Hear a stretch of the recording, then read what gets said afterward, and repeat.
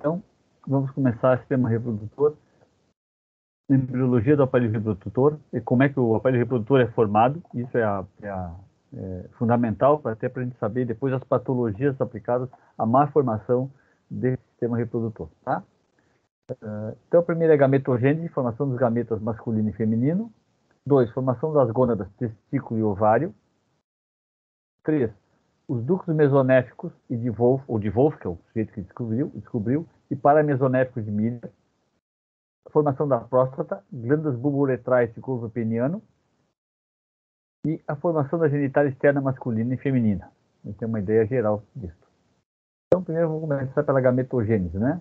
Na gametogênese, vocês têm à esquerda a espermatogênese, formação do espermatozoide, e à direita a oogênese, esquema da oogênese. Antigamente chamava-se de ovogênese, né? Esse nome caiu, agora é oogênese, não é mais ovogênese. Então, começando pela esquerda, a espermatogônia, nós temos uma célula diploide, 2N, e ela, por mitose, forma duas células filhas absolutamente idênticas, chamadas espermatócito primário.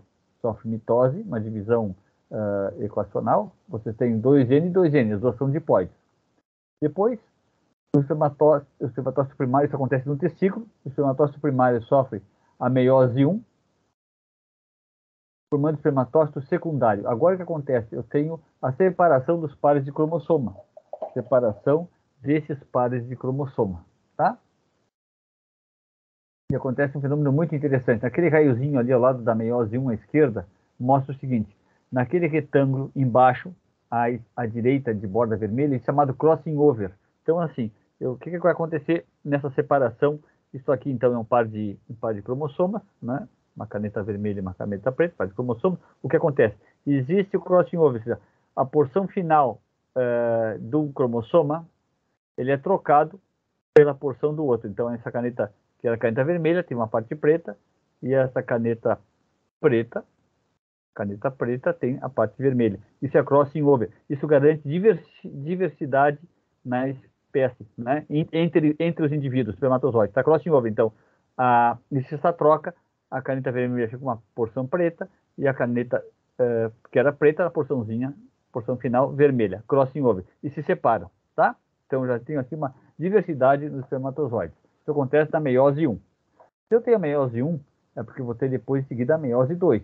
Então, essa aqui é uma meiose reducional, eu estou diminuindo o número de espermatozoides, reducional, e depois eu tenho novamente uma meiose 2, equacional. Continua os mesmos números de espermatozoides. Haploide, N, não 2N, N, formando então a espermátide. Tá? Então eu tenho espermatogônia, mitose, duas células filhas, espermatócito primário.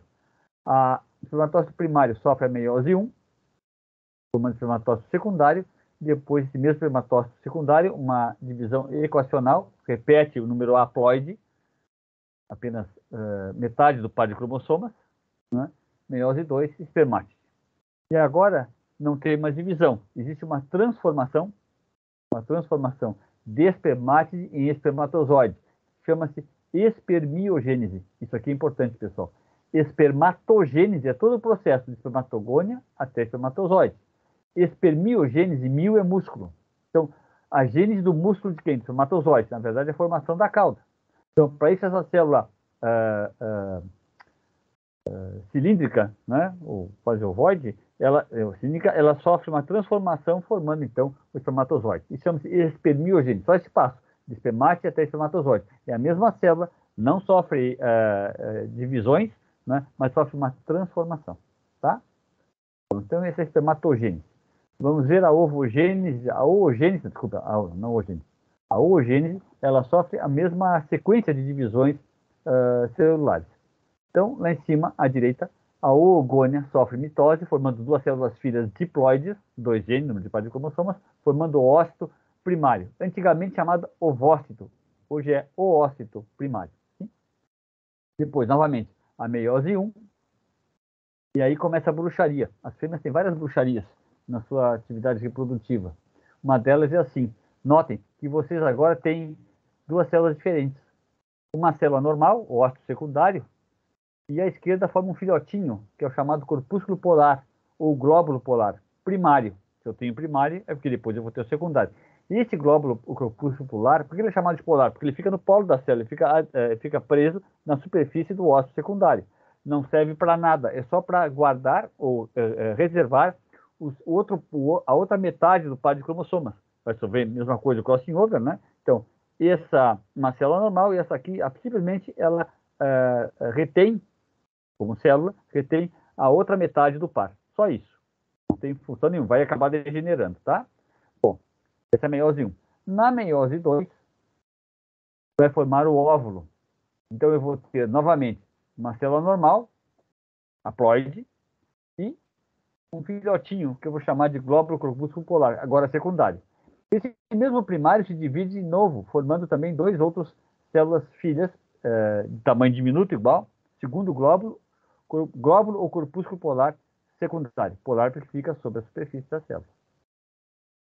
Mais uma bruxaria. Dois raiozinhos ali à direita. O que que diz? Naquele retângulo embaixo, bem à direita, de borda azul, diz o seguinte: para que haja meiose 2, é necessário a penetração do espermatozoide no óvulo secundário, senão não vai formar o óvulo. Então eu vou ter o pronúcleo feminino, que é do óvulo, que vai ser do óvulo secundário, não é? Depois se transforma em óvulo, obrigatoriamente, tá? E aí sim, esse óvulo com o espermatozoide, o pronúcleo masculino do espermatozoide e o pronúcleo feminino do óvulo, aí dois se juntam e formam o zigoto, sim? Então, vou repetir, o pronúcleo, porque é só N, do espermatozoide, e o pronúcleo do óvulo, que antes era um óvulo secundário, os dois se unem, formando então o zigoto, 2N, uma célula diploide. Mas para formar o óvulo, obrigatoriamente tem que ter a penetração do espermatozoide. Então, o termo ficou, se dizer assim, a fêmea ovula. Na verdade, ela não ovula, ela não libera o óvulo, ela libera o óvulo. Então, ela oocita. Mas não se usa mais esse termo, não é corriqueiro. Mas o correto seria uma oocitação. Oocitação. Alguns dizem ovocitação. Está liberando um óvulo, não um óvulo. O óvulo será transformado na trompa feminina, no oviduto, uma vez penetrado o espermatozoide. Ah, esse espermatozoide não penetra. Permanece o óvulo secundário, não adianta. Se não tiver espermatozoide, se ele não penetrar, não tem óvulo, apenas o óvulo secundário. Certo? Muito bem. Depois o óvulo, então, é formado então, o zigoto, que é a união dos dois pronúcleos, o masculino do espermatozoide e o pronúcleo feminino do óvulo. Bom, então, mais uma informação. Cada espermatogônia, vejam bem ali, você tem a metade da espermatogônia, formou um espermatócito primário, formaram 4 espermatozoides. Um espermatócito primário forma 4 espermatozoides. Só que a espermatogônia forma 2 espermatócitos primários. Sim, cada espermatogônia forma 2 espermatócitos primários. Cada espermatócito primário forma 4 espermatozoides. Então eu tenho um total de 4 espermatozoides. Cada espermatogônia forma 8 espermatozoides. Sim? Cada oogônia forma 2 oócitos ou 2 óvulos.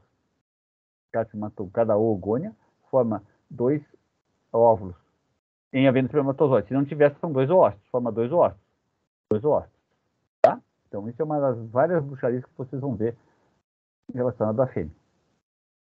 Até que está bem? Sim?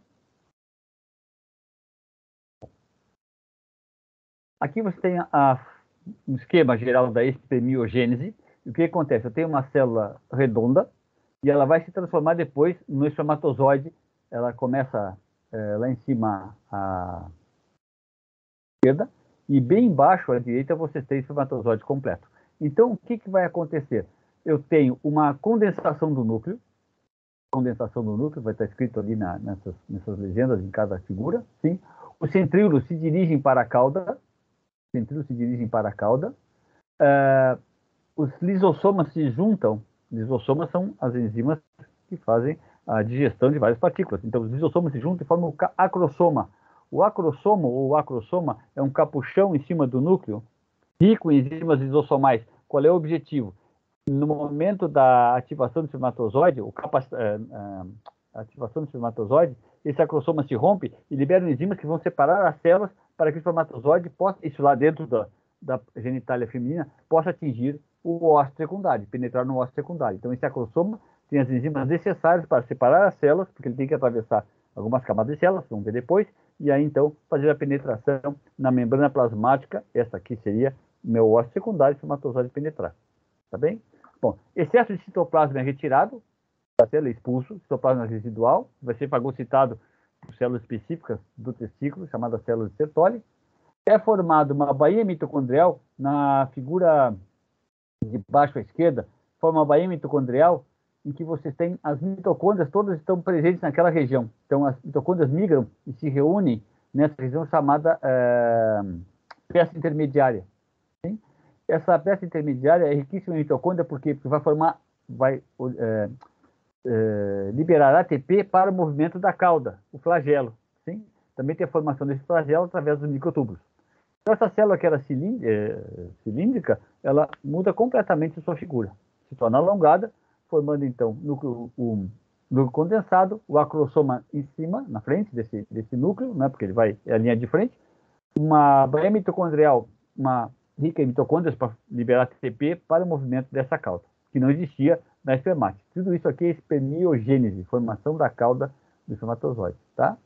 Espermiogênese, que é uma parte, a última parte da espermatogênese, a última parte da espermatogênese. Bom, aqui você tem em cima um esquema, que é a peça intermediária ali no meio é rica em mitocôndrias, e embaixo é a figura que vocês veem em microscopia óptica sem coloração. Então, um ejaculado de espermatozoide, desculpe, um ejaculado de sêmen, vocês vão ver o espermatozoide assim na microscopia óptica. Sim? A cabeça, o colo, o pescoço, a peça intermediária e depois a cauda. Vamos ver depois de reprodução que existem algumas formas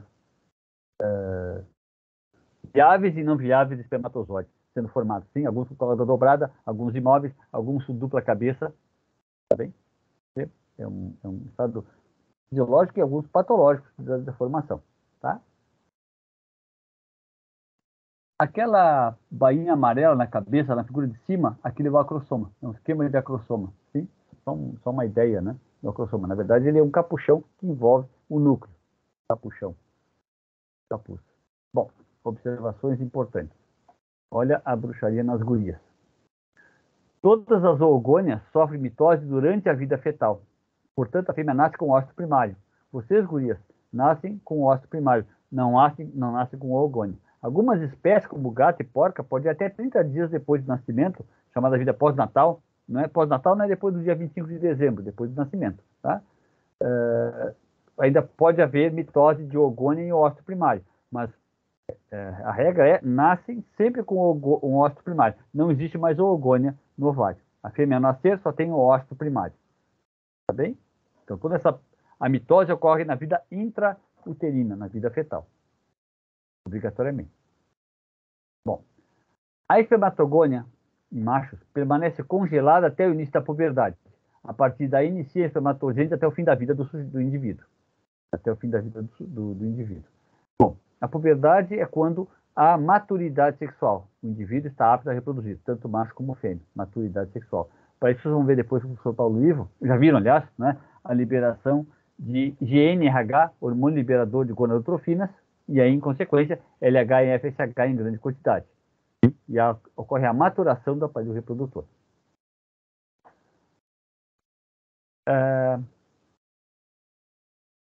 Em relação ao primeiro vizinho lá, todas as oogônias sofrem mitose durante a vida fetal, é o seguinte: nas fêmeas, a atividade reprodutiva vai até o fim da vida. Diminui a frequência dos ciclos reprodutivos, que é o período que as fêmeas vão ou ocitar ou ovular, mas vai até o fim da vida.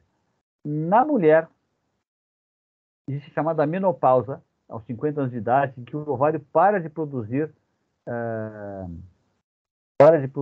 gametas femininas. Por quê? Porque gastou todos ao longo da vida. No momento que começa o ciclo reprodutivo na mulher, especificamente na mulher, ela gasta esse ciclo até os 50 anos, ela não tem mais o óssito primário que seja passível de sofrer divisão.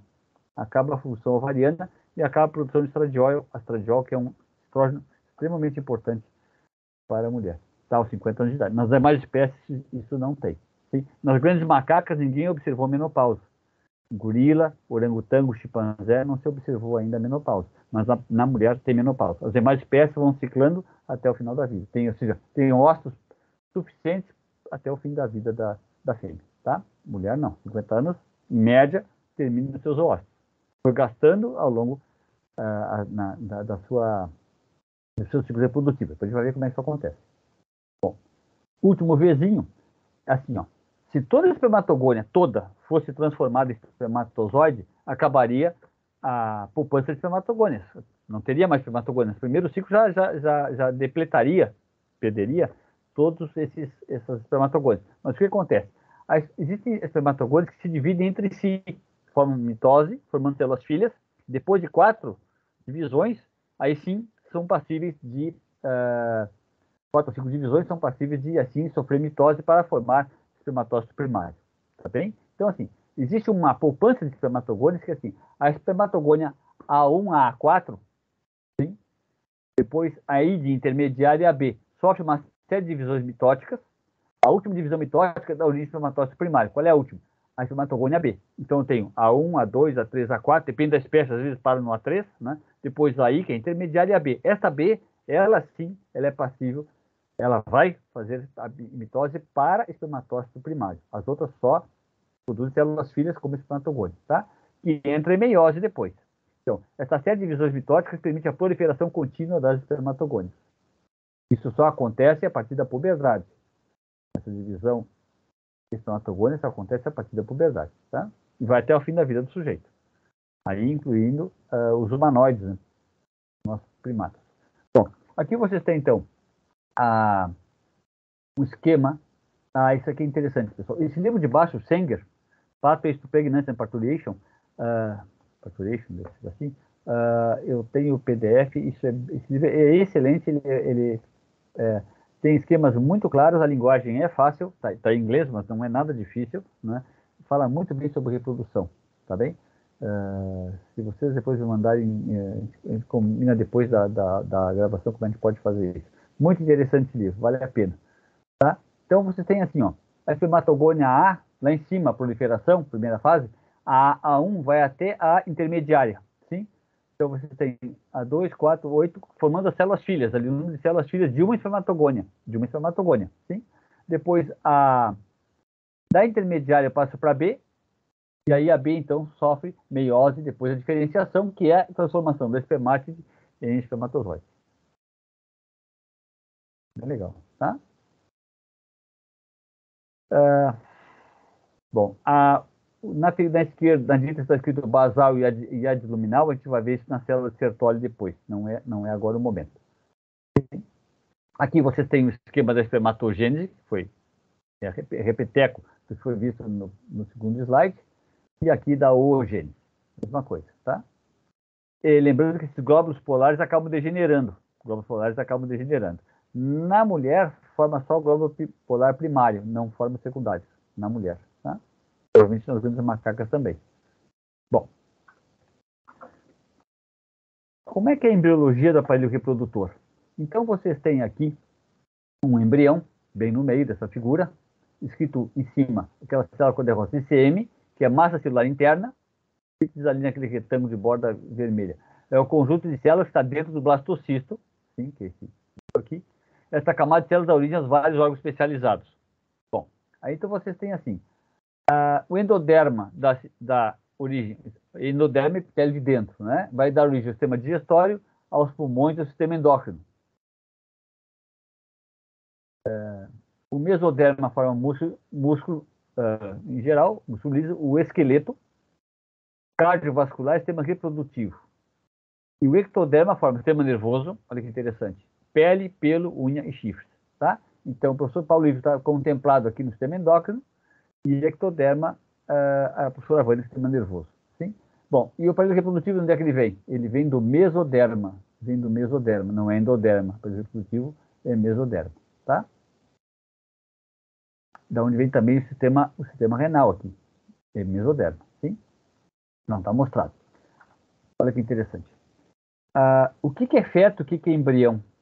Eu procurei na literatura e não encontrei uma definição clara. Aí conversei com a professora Adriana Bosbikish, que é craquíssima em reprodução humana. Ela dá aula de embriologia na histologia, nosso departamento aqui do CBS, de ciências morfológicas, né? E ela me disse assim, o que é o período fetal? Né? Assim, o que é o embrião primeiro? É embrião, segunda embaixo ali, a esquerda, embrião, bem no meio. do início da divisão do zigoto, 2N, até o início do período fetal. Tá, e aí? Grande vantagem. O que é o feto? O feto é aquele que todos os órgãos e sistemas já estão estabelecidos. Não totalmente formados, mas que já está um primórdio desse. Então, quando começa a aparecer algum órgão desses, sistema digestório, pulmão, músculo, esqueleto, já é feto, não é mais embrião. Até aparecer esse primórdio que seja, mas não funcional, não importa, ainda é embrião, tá? Muito bem. E o que é zigoto? É a célula formada com a união do pronúcleo masculino, como eu falei, com o feminino, formando a partir do óvulo, né? Do espermatozoide do óvulo, não o óvulo secundário. O óvulo, pronúcleo feminino, masculino com feminino, formam um núcleo de NN, 2N, número par de cromossomas. Sim? Lembrando que houve aquele crossing over que dá diferenciação entre pais e filhos. Diferenciação. Bom, muito bem. Até aqui tranquilo? Tá. Formação das gônadas, testículo e ovário. É um mecanismo distinto dos demais órgãos, demais órgãos do aparelho reprodutor, demais órgãos. O testículo e ovário é uma individualidade que é formado antes desses demais aparelhos que a gente vai ver, demais órgãos que compõem o aparelho reprodutor masculino e feminino, tá? Então vamos devagarinho. Ali vocês têm perfeitamente desenhado um fetinho, não é? Aquela linha vermelha está cortando bem no abdômen, um corte transversal, e a gente vai ver de frente, então, tá? De frente esse corte, sim? Então o que a gente vê? Vocês têm ali, então, aquele círculo representa o limite do fetinho. Vocês têm bem no centro as vísceras em amarelo, cercada por uma linha vermelha. Essa linha vermelha é o peritônio. O peritônio ligado à víscera, chamado peritônio visceral, e ligado na parede do abdômen, peritônio parietal. Então, peritônio é uma membrana que reveste as vísceras e a cavidade abdominal. Ligado às vísceras, peritônio visceral, e é uma divisão nossa de gente, né? Ligado à parede, peritônio parietal. Bom, aqueles dois escudos de cor castanha é chamada eminência genital. Eminência genital, ou gonadal ridge, como está escrito em inglês, tá? Bom, nota que ele está atrás do peritônio, então é um tecido retroperitoneal. E esses dois acontecem bilaterais, surgem bilateralmente e em cima, na cavidade abdominal.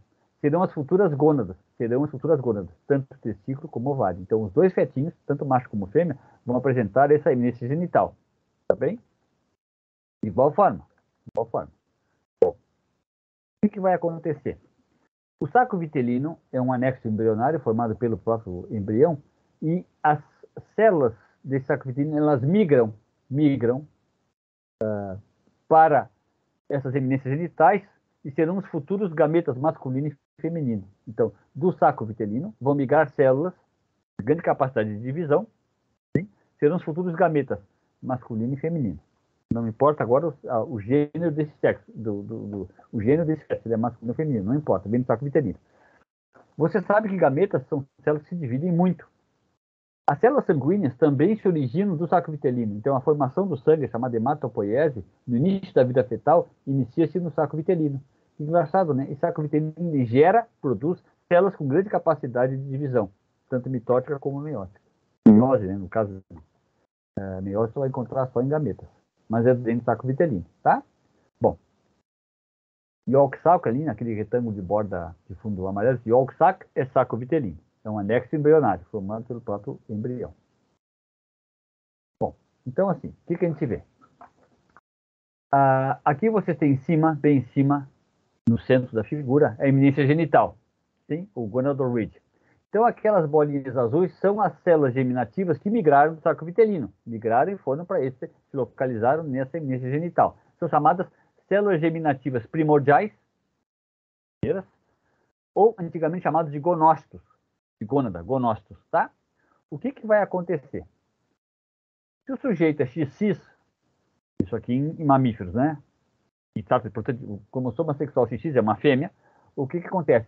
Essas células germinativas primordiais, bem à esquerda ali, elas vão se posicionar bem na periferia dessa eminência genital. Bem na periferia. Não no centro, na periferia. Pode fazer uma outra diferença. E aí se transformam em oogônias, se diferenciam em oogônias, sim? As mesmas células se diferenciam, não sofrem divisão, simplesmente se diferenciam em oogônias, que é o futuro gameta feminino. E essa eminência genital, então, se transforma em ovário, passa a ser um ovário, tá? Bom, se diz, então, que essas oogônias, ou essas células germinativas, têm uma distribuição cortical. Cortical, estão na superfície dessa eminência genital, desse ovário. Se o sujeito é XY, o Y é o cromossoma masculino, é um cromossoma pequeno, menor que o X, o sujeito é macho, o que acontece? Essas células germinativas se distribuem por toda essa eminência genital, esses gonócitos. Essa célula germinativa se diferencia em espermatogônia, sim, e vai formar cordões de células, chamadas túbulos seminíferos, que lembram sêmen, né? Sêmen. Túbulos seminíferos, cordões. Se diz assim, então, que a eminência genital vai formar testículo, será o testículo, e há uma distribuição medular. Por que eu coloquei medular entre aspas? Porque, na verdade, não é na medula, é por todo o órgão, por toda a eminência. Mas, para diferenciar lá do ovário, que é só na superfície cortical, chamar essa distribuição de medular. Mas é por todo o órgão, tá? Bom. Como é que sabe se essa eminência vai ser um ovário ou vai ser um testículo? Tchan! Assim, lá embaixo, no primeiro vizinho, o cromossoma Y, que é menor, ele tem numa das extremidades um gene chamado fator determinante de testículo, TDF, braço curto do cromossoma, que determina que haja a expressão gênica de proteínas ou fatores indutores para a formação desse testículo. A distribuição dessas células germinativas primordiais e a sua diferenciação espermatogônica. Se não tiver, se por acaso, por azar, esse cromossoma Y não tiver esse fator determinante testículo, vai formar ovário. Não tem como. Depende obrigatoriamente desse gene no cromossoma Y. Bem? Que faça toda essa diferenciação dessa eminência para... porque a célula já está povoada de células germinativas, já está povoada. Tem que distribuir no órgão. Então, para formar testículo precisa desse TDF, fator determinante de testículo. Tá? TDF está em inglês a sigla. Bom, no segundo vizinho vermelho diz assim, XX, o ovário forma-se naturalmente sem necessidade de estimulação hormonal. Se deixar, vai formar ovário. Porque o XX não tem esse fator determinante de testículo. Vai formar naturalmente o ovário. Tá bem? Até aqui tranquilo? Estamos vendo ovário e testículo. Vem da eminência genital. Bom, aqui vocês têm, então, o túbulo seminífero, que está mostrado naquele desenho ali, na figura, naquele escudo, vamos dizer, o futuro testículo, à direita, você tem uma linha reta, duas linhas paralelas verticais, com bolinhas dentro. Aquilo é um túbulo seminífero. Como é que ele é na verdade? Assim, ó. Se vocês olharem a figura embaixo, à esquerda, você tem um corte histológico do testículo, do túbulo seminífero, e em cima, à esquerda, você tem um esquema, que nota que eu tenho uma célula que vai de um lado ao outro desse túbulo seminífero, do diâmetro, da espessura dessas células, eu tenho uma célula que vai de um lado ao outro, a chamada célula de Sertoli. Essa célula de Sertoli, ou de Sertoli, o italiano que descobriu, faz a manutenção desse epitélio germinativo. Você tem várias células acopladas, aquilo é a linha gametogênica, ou a linha espermatogênica, formação de espermatozoides.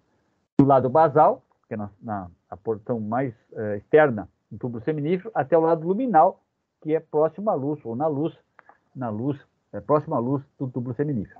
Tá bem? Mas eu tenho uma célula grande, que ela vai de um lado ao outro, a célula Sertoli, que faz depois a gente vai ver isso, faz a manutenção desse epitélio germinativo. O túbulo seminífero está completamente enrolado dentro do testículo. Tá? Depois ele vai se unir a um conjunto de túbulos chamado epidídimo. Esse epidídimo ele é acoplado ao testículo. Vocês vão ver depois. Ele é acoplado ao testículo. Já vou dar uma palhinha para vocês. O espermatozoide, que estão vendo aí aquela cauda, bem na figura da esquerda, tem aqueles filamentos, aquilo é só a cauda do espermatozoide. Como se diz assim, pronto para a viagem, né? Para ser liberado. Eles nascem imóveis. O flagelo não se mexe. Ele nasce imóvel. Se diz que então o espermatozoide é imaturo. Não se mexe. Não se move. Bom, se ele não se move, como é que ele vai ser liberado para as demais regiões? Por um fluxo, por um fluido que é produzido pela célula de Sertoli. Essa célula de Sertoli produz um fluido tubular no sentido do testículo para o epidídimo. Então, é uma corrente, como se fosse um rio, leva aquele tronco, que é o espermatozoide imóvel, até o epidídimo. O epidídimo, o espermatozoide fica em média 10 dias, o espermatozoide fica lá em média 10 dias e sofre o processo de maturação, ou seja, essa maturação, ele adquire a motilidade da cauda, que ainda não se sabe muito bem como é que isso acontece. Então, ele fica 10 dias nesse epidídimo, e epidídimo faz com que matura o espermatozoide, ou seja, ele adquire movimento do flagelo de cauda, que antes não existia. Até chegar ao epidídimo, não tem essa atividade. Ele nasce imóvel, imexível, tá? Bom, vamos adiante.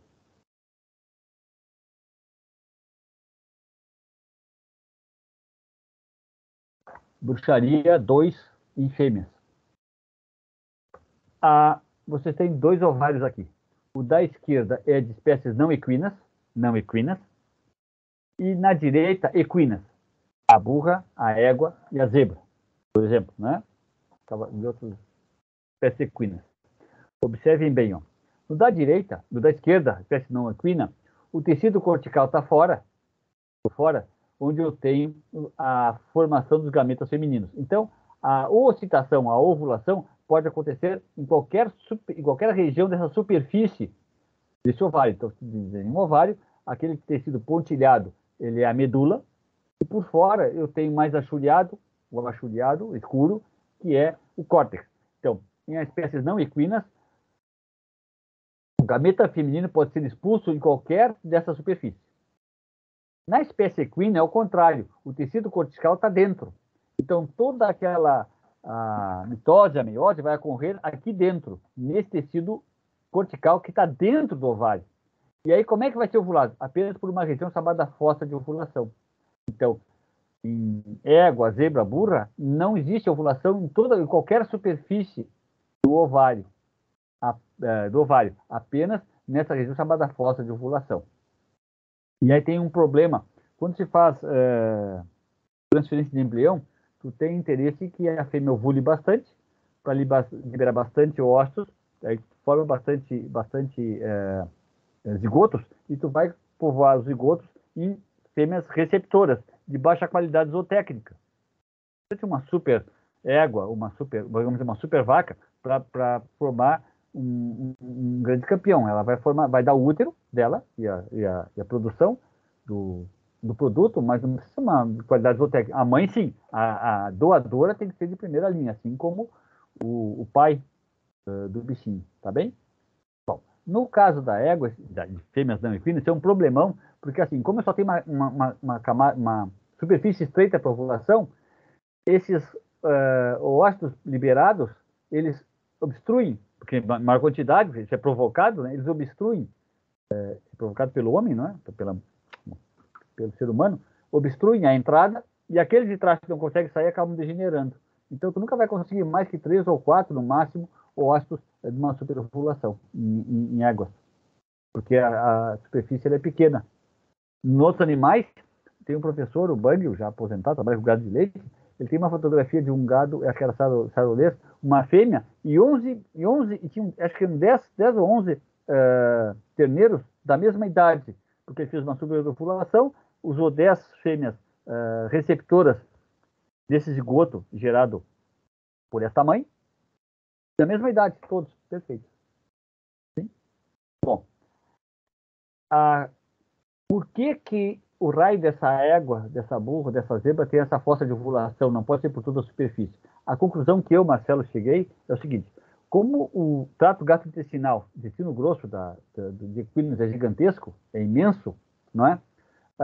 O fato de ter uma fossa de ovulação impede que essas alças de intestino grosso prejudiquem a ovulação desse ovário. Então, essa fossa está voltada para uma área que não tem obstrução pelo intestino delgado e intestino grosso de cavalo, que é imenso, principalmente o intestino grosso, e aí essa área fica livre e permite que ali garanta uma ovulação segura. Porque se fosse todo o ovário, pode ser que essa presença desse órgão, desse intestino grosso mais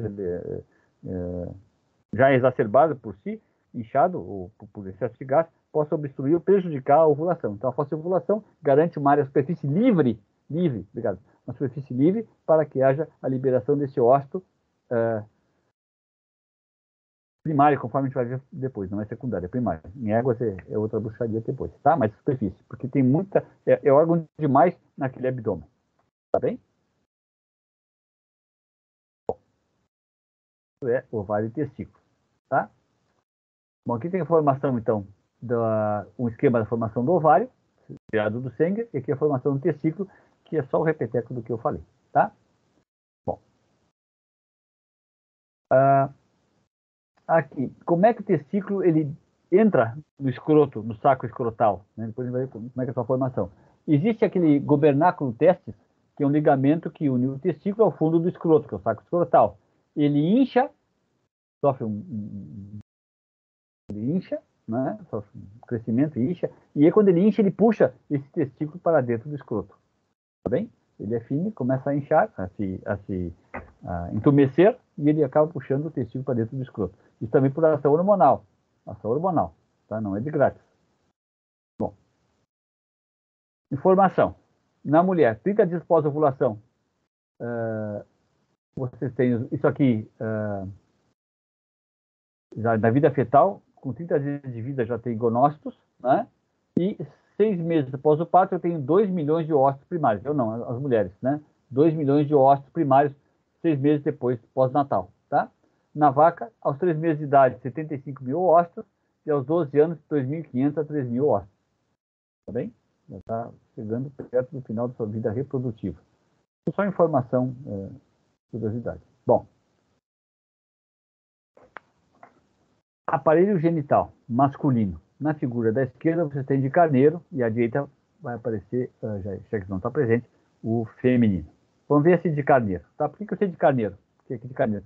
Bem na ponta direita da figura, eu tenho uma pontinha que é chamada apêndice vermiforme. Na ponta do pênis, da glande, do carneiro, tem essa apêndice vermiforme que faz um lavado na entrada do cérvix.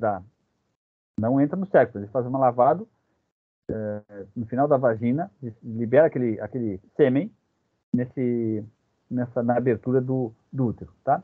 Vamos devagarinho. Então, primeiro assim, ó. No número 2 eu tenho o escroto, não está mostrado aqui o testículo. Depois, 3, eu tenho o ducto deferente. Deferente quer dizer diferente. Deferente, em grego, é diferente, tá? Ele leva o espermatozoide até a primeira região de glândulas, que é o número 4, são as vesículas seminais. Nós vamos ver que as espécies masculinas tem algumas espécies não têm vesícula seminal, outras têm. Depois a gente vai ver isso na tabela da próxima aula, tá? Então, vesículas seminais, é o chamado vesículas seminais, porque achava-se que armazenava espermatozoide, não armazena, ela só tem uma intensa secreção, sim, de líquido para manter o espermatozoide viável no aparelho reprodutor feminino, na genitália feminina. Depois, 5, a próstata, de maior ou menor tamanho conforme a espécie. Então, você já viu a vesícula seminal, a próstata, e depois as glândulas bulbouretrais número 6. O 4, 5, 6 são chamadas glândulas acessórias sexuais, ou glândulas sexuais acessórias, cuja presença é fundamental para manter o espermatozoide viável ou vivo dentro do aparelho reprodutor feminino, tá? Depois o corpo peniano, que você tem ali, número 7, corpo peniano, e 6, as glândulas bulbouretrais. Isso aqui, então, é um aparelho reprodutor completo no caso de carneiro. Sim? Nós vamos estudar cada porçãozinha dessa depois. Na fêmea, isso aqui é interessante. Vocês têm ali um aparelho genital da fêmea, estrutura geral, né? Aqui não importa a espécie. Vocês têm embaixo, bem embaixo, a vagina, aquele porção preta mais embaixo, um pouco acima da vagina, chama-se cérvix, que é a entrada do útero, um pequeno corpo uterino, nesse caso é pequeno, né? E aí 2 cornos uterinos, tá? 2 cornos uterinos. Então, a vagina embaixo, aquela porção preta mais espessa, que é o cérvix, a entrada do útero, e depois um pequeno corpo e os 2 cornos uterinos. Bom, em cima tem aquele círculo em maior aumento, está à direita, que mostra assim, você tem um ovário, parece ali uma amora, né? Colorida, uma amora cor-de-rosa, ovário. O infundíbulo são franjas, esse infundíbulo são franjas que envolvem o ovário, por quê? Porque eles vão captar o óvulo liberado, o óvulo vão captar e esse óvulo é conduzido para dentro do oviduto. Depois do oviduto, então eu tenho o corno uterino. Uterine horn uterino horn, bem embaixo à direita, é cornuterino. Cornuterino. Mas entre o ovário e o cornuterino eu tenho o infundíbulo, sim, que tem as fibras dessa tuba, capturam esse óseo liberado, e depois o oviduto, também chamado trompo-uterina. Oviduto ou trompo-uterina. Não confundir trompo-uterina com corno-uterino. É diferente. Trompo-uterina é oviduto. Tá bem? Então, essa é a genitália interna. Por que nós estamos vendo isso? Nós vamos ver, então, a formação de todos esses órgãos do aparelho reprodutor masculino e feminino.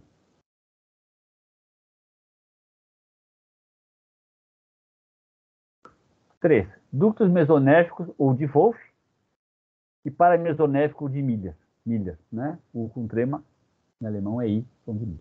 O que acontece?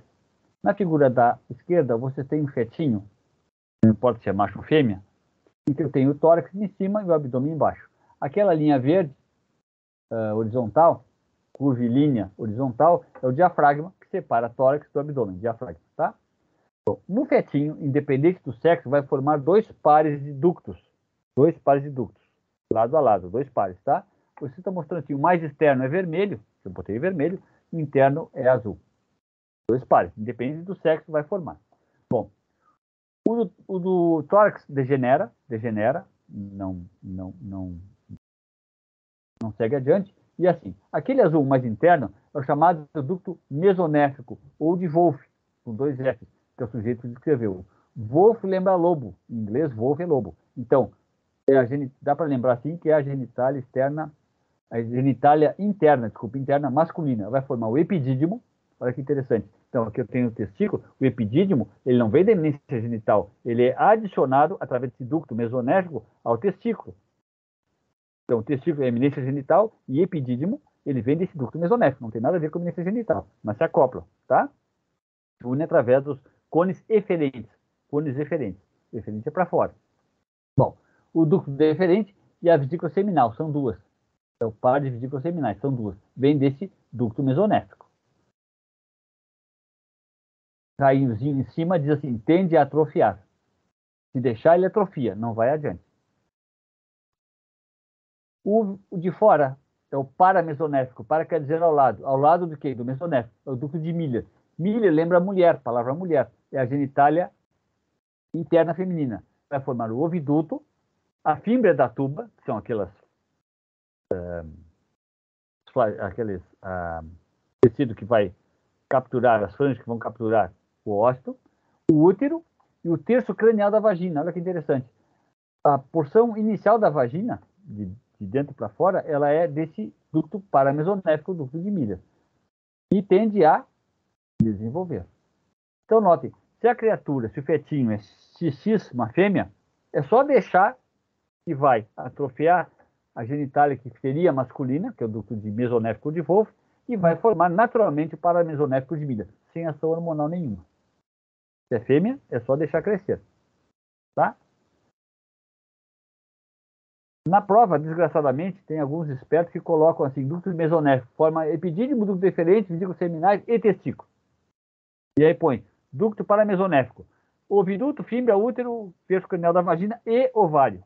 Pessoal, gônada, eminência genital, não tem nada a ver com esses ductos mesonéfico e paramesonéfico. É outro tecido, eminência genital. E eles têm que ser formados antes para produzir hormônios para reverter algumas coisas. Então, as gônadas são formadas antes desses ductos. Sim? Gônadas é eminência genital, nada a ver com esses ductos. Sim? Não dá para fazer essa confusão. Então, assim, repetindo, o feto, independente de se é macho ou fêmea, vai formar os dois pares, que vai originar genitália masculina e que vai formar genitália feminina. E o do tórax degenera, não vai adiante. Independente do que vai acontecer no abdômen, degenera. Bom, então assim, se o sujeito é fêmea, como está escrito aí em cima, naturalmente desenvolve o ducto paramesonéfico, ou de Miller, forma a genitália feminina, e atrofia o ducto de mesonéfico, ou de Wolff, atrofia o de Wolff, naturalmente. Mas se a criatura é macho, XY, aí tem que inverter todo o processo. O que vai acontecer? A célula de Sertoli, que é essa que faz a manutenção do epitélio geminativo masculino, produz um hormônio chamado hormônio antimilleriano. Hormônio antimilleriano, qual é a função dele? Ele atrofia o ducto paramesonéfico de Miller, que tende a se desenvolver. Ele atrofia. Então tem que ter um testículo formado com uma célula de Sertoli normal para produzir esse hormônio para o sangue, chamado hormônio antimileriano, que não deixa diferenciar esse ducto paramesonéfico. Tá. Está faltando desenvolver o outro que tende a atrofiar. A célula de Leydig, assim, aqui eu tenho os túbulos seminíferos. Essa célula de Leydig, esse é o meu nariz, ela está entre esses ductos mesonéficos. São a pequena quantidade de células, chamadas células intersticiais, células de Leydig, produzem testosterona. A testosterona, no macho, ela vem dessa célula de Leydig, que está entre os, não dentro, entre os túbulos seminíferos. Onde é que ela se encontra? No testículo, na gônada masculina. A célula de Leydig, ela produz testosterona que desenvolve o ducto mesonéfico. Então, eu preciso de dois hormônios. Um para matar o paramesonéfico, e outro para desenvolver esse ducto de Wolff. Tá? O cara é XY. Então, tem que ter um testículo para isso. Então, os hormônios vêm do testículo. Sertoli, antimileriano, e Leydig, a testosterona. É importante. E aí eu vou ter a genitália masculina. O resultado da genitália masculina. Isso é o normal. Tá? Bom. O que é evolução, né? Conforme a quantidade de produtos que são produzidos por cada prenhez, não é de gestação, mas por cada prenhez, o útero tem formato diferente, tá? Por exemplo, na vaca, os dois ductos, notem bem assim, ó, eu tenho dois ductos paramesonéficos. O útero é um órgão só. Então, o que acontece? Eles vão se unir e vão formar uma única abertura. Os dois ductos se unem e formam o paramesonéfico da direita e da esquerda, se unem e formam uma única abertura. Sim? Então, de acordo com a altura dessa união, eu vou ter uns cornos uterinos de maior ou menor tamanho. De acordo com a altura dessa união, sim, para formar o corpo uterino, eu vou ter cornos. São os paramesonéficos da direita e da esquerda, formando os cornos de tamanho diferente. Então, na vaca, é mais ou menos ali no meio, que eu tenho um corno uterino bem desenvolvido, mas na porquinha, vejam bem, a porca pode dar até 14 leitões. Onde é que eles vão ficar, esses 14 leitões, se formando? Os fetinhos, 14. Não pode ser no corpo. Então, vai ser num corno desenvolvido, um corno bem desenvolvido. Eu vou ter 7 de um lado e 7 de outro. 7 de um lado e 7 de outro. Então, a porca, como ela é uma fêmea multípara, dá muitos produtos por prenhez, multípara, a vaca é unípara. Quando muito gemelar, mas ela é unípara, um só filhote, né? Como a égua, um só filhote. Ela é feita para isso, um só filhote. Ovelha, o pessoal força a barra para fazer parto gemelar. 2 produtos, né? Temos de economia. Mas, originalmente, ela é feita para fazer apenas um filhote. Mas se consegue, através de metodologia, dois filhotes. Né? Bom, no caso da porquinha, então, vocês têm até 14. Se fosse 10, que seja metade e metade no corpo uterino, porque o corpo não ia aguentar. Por isso que ele é todo sinuoso, que é para ter superfície suficiente para isso. Olha que interessante. Caso de que a porquinha só dê 2 produtos, essa gestação, essa prenhez não vai a termo. Degenera, o embrião não segue adiante, ele é degenerado e a porca cicla de novo. Ela é feita para produzir 3 ou mais, não 2. Se tiver 2, não forma o leitãozinho. Esse embrião, ele degenera e ela cicla de novo, começa tudo de novo. Ela é feita para grandes filhotes, tá? Grande número de filhotes, né? Multípara mesmo.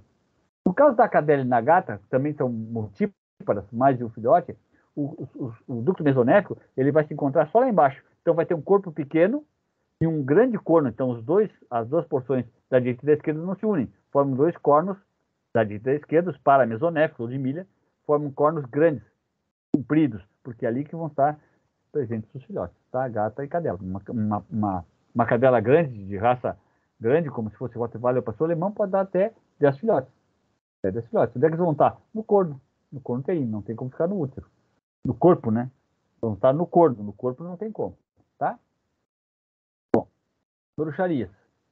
A coelha só vai se unir para formar o terço cranial da vagina. Bem à direita lá em cima, a coelha vai formar apenas o terço cranial da vagina. Então eu vou ter 2 corpos uterinos e 2 cornos uterinos. Então coelha, os lagomorfos, coelha e lebre, vocês vão ter 2 corpos uterinos e 2 cornos, porque só vai se unir para formar o terço anterior da vagina. E aí o extremo são os marsupiais, canguru e gambá, não se unem. Então, vocês vão ter 2/3 craniais da vagina, 2 corpos e 2 córneos. Sim? E a vagina, essa que vem, os 2/3 distais, vem do seio genital, é de dentro, de fora para dentro. De fora para dentro. Então, não se unem nos marsupiais, canguru, gambá, não se unem. Permanecem separados os dois ductos paramesonéficos. Mas olha que interessante. O pinto do canguru e do gambá, ele é bífido. Ali, na pontinha vocês estão vendo aquela porção mais rosa na direita da figura, no centro para a direita, vocês têm 2 glândes bífidas. Para quê? Para justamente penetrar nesses 2 ductos de Miller, ou paramesonéficos, que não se uniram. Sim? Não se uniram. Tá? Então, isso é um pênis único com 2 glândes. A natureza prevê tudo, né? Bom, até aqui está bem? As bruxarias. A área mais complexa da fisiologia é a área reprodutiva. Porque cada bicho, para quem trabalha com fisiologia animal, cada bicho se reproduz de uma maneira, né? É adaptado de uma maneira, tá? Com seus níveis hormonais diferentes também. Bom, o que eu coloquei junto como ideia, né? Vai ser importante, formação da próstata, glândulas bulbouretrais do corpo peniano e a formação da genitália externa masculina e feminina. Formação externa, tá?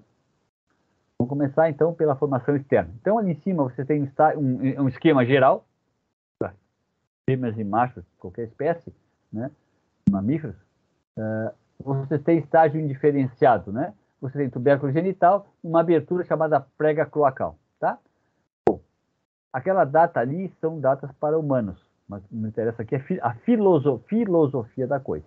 Então, no masculino, o que acontece? Essa abertura cloacal, ela se fecha e vai formar o corpo peniano. Se fecha e vai formar o corpo peniano. Aquele tubérculo genital em cima, aquela bola branca, vai ser a glande, que é ali a área sensível do pênis. Sim? Então, eu tenho fechamento daquela abertura, daquela prega cloacal, e o tecido ao lado vai formar o escroto, saco escrotal. Bem embaixo, aquele círculo vermelho com ponta preta ali, é o ânus. É o ânus, tá? Então, é a glande bem desenvolvida, e fechamento dessa prega cloacal e formação do corpo peniano. E o tecido ao redor forma, então, o saco escrotal. Isso no macho. Na fêmea, olha que interessante. Na fêmea, mesma figura diferenciada, esse clitóris, ele diminui de tamanho e ele meio que entra para dentro da abertura, fica menos exposto, permanece aberta a abertura, a prega cloacal permanece aberta, sim, e aquele tecido que seria o escroto vai formar os grandes lábios ou a vulva. Porque o escroto vai formar a vulva na fêmea. O que seria o escroto no macho vai formar os grandes lábios. Permanece aberto, vejam que não tem uma grande diferenciação nessa região, né? Permanece aberta a prega cloacal, sendo a entrada da vagina. Essa porção é que vai dar aquele 2/3. A sua entrada para dentro, essa abertura, são os 2/3 distais da vagina, que vão se unir com o ducto paramesonéfico de Miller. Tá? Bom. Clitóris, então, a glande equivale ao clitóris do macho, sim, só que de menor tamanho, e ela que um pouco penetra para dentro desse suco. Isso aqui é importante. Vocês têm hormônios masculinos. O mais importante é a testosterona, embora não seja o mais potente, mas é o que se distribui, é o que, vamos dizer, tem maior número de receptores no organismo. O hormônio masculino, o andrógeno. Andros é másculo, né? De macho, andrógeno, sim?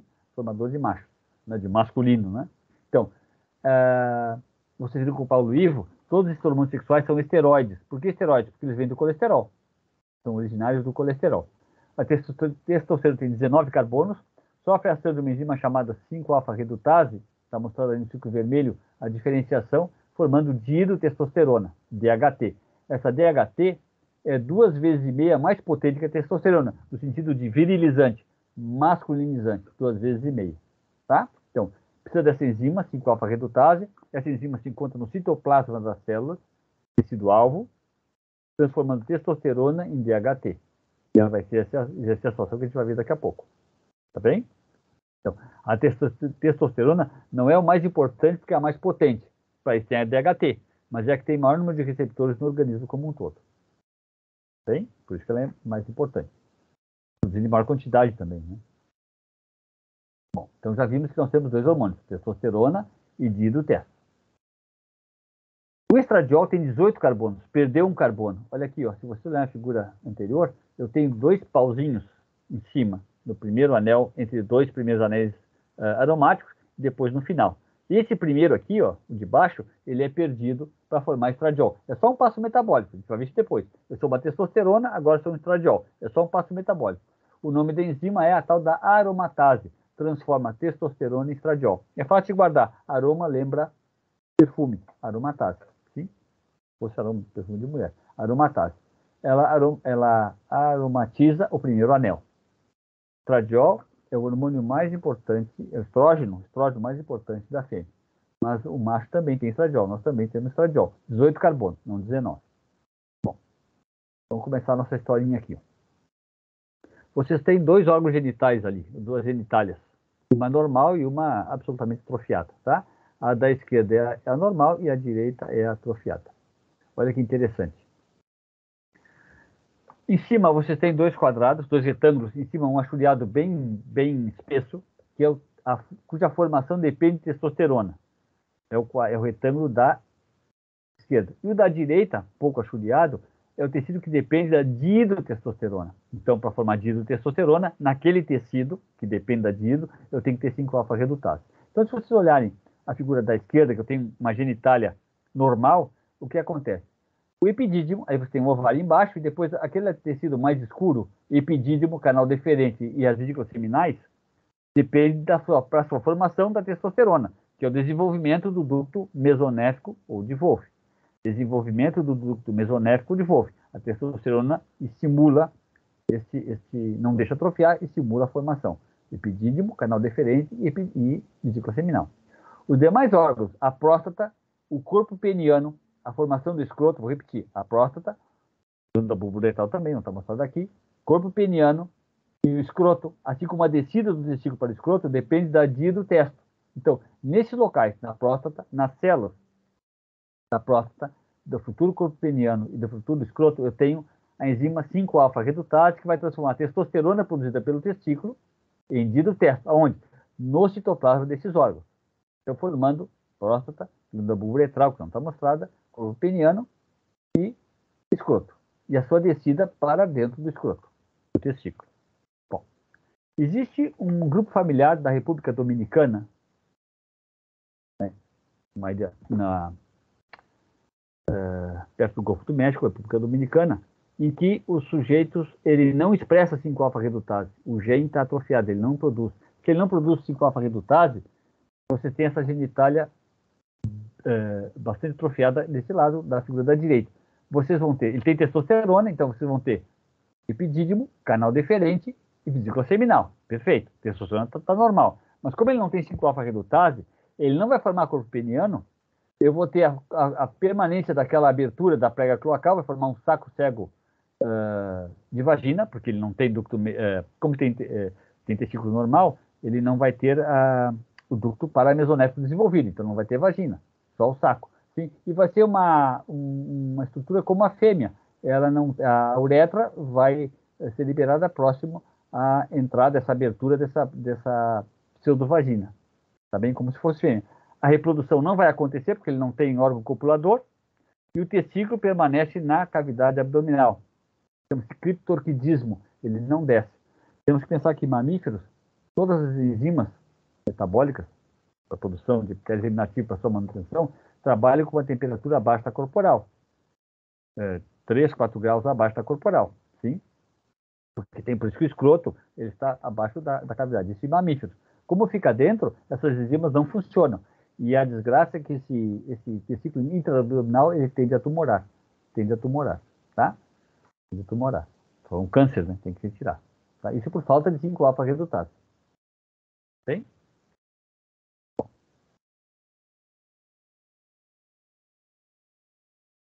Terminando a bruxaria, olha que interessante. Por último, a ação de estradiol no cérebro, hipotálamo, liberação das gonadotrofinas. Importante. Estradiol é fundamental no cérebro masculino. Estradiol, mas não é estrógeno feminino, mas o testículo produz. O estradiol vem da testosterona. Testosterona, estradiol, um único passo metabólico. A enzima aromatase transforma a testosterona, 19 carbonos, em 18 carbonos de estradiol. Sim?